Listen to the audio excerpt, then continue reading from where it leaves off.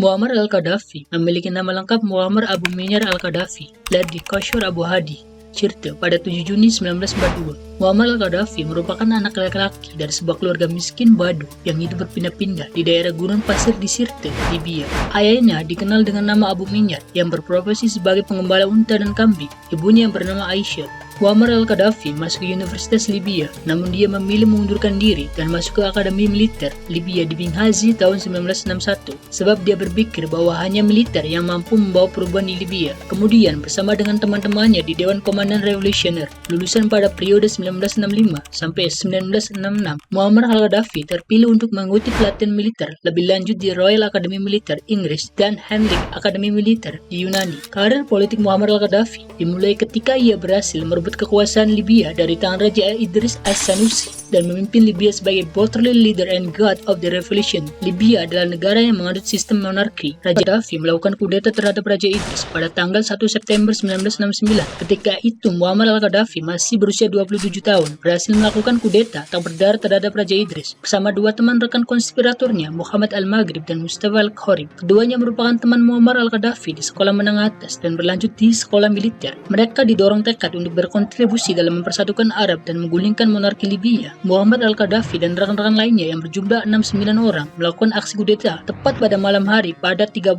Agustus 1969 dan berhasil pada 1 September 1969. Sebelumnya, Muammar al-Qaddafi telah merencanakan kudeta pada 12 Maret 1969 namun terpaksa dibatalkan karena bertepatan dengan digelarnya konser amal untuk Palestina oleh penyanyi terkenal asal Mesir yang bernama Kulthum. Karena alasan nasionalisme, maka Muammar al-Qaddafi mengundurkan rencana kudetanya. Ketika itu, sebagai penguasa Libya terdahulu, Raja Idris sedang berada di Turki dalam rangka pengobatan terhadap putranya yang kelak akan menggantikan posisinya sebagai raja yang bernama Syed Hasan al-Ridha al-Mahdi. Tidak akan berlebihan jika Qaddafi ditempatkan sebagai pemimpin negara paling frontal dalam mengkritik Barat. Ia tidak hanya mengucapkan secara langsung, namun juga menumpahkan dalam tulisan-tulisan penting. Misalnya dalam The Green Book, buku yang menjadi falsafah politik dan kepemimpinannya, akan sangat mudah bagi kita untuk menemukan narasi-narasi kebencian kepada Barat.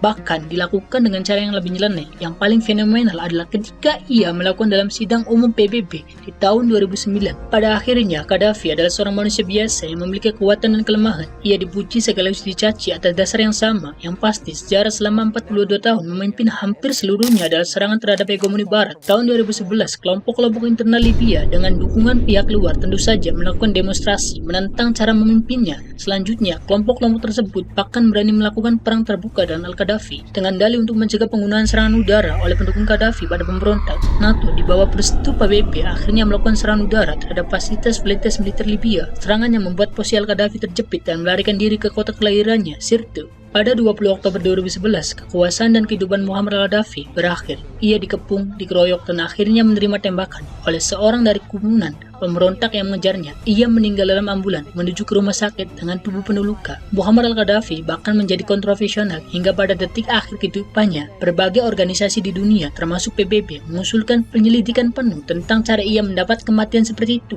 Ada menganggap pembunuhan terhadap dirinya setelah tertangkap adalah bentuk kejahatan perang. Meskipun Muammar al-Qaddafi adalah tokoh yang kontroversial, tak bisa dipungkiri bahwa perjalanan kehidupan dan kepemimpinannya telah meninggalkan jejak dalam sejarah Libya dan politik internasional. Terima kasih.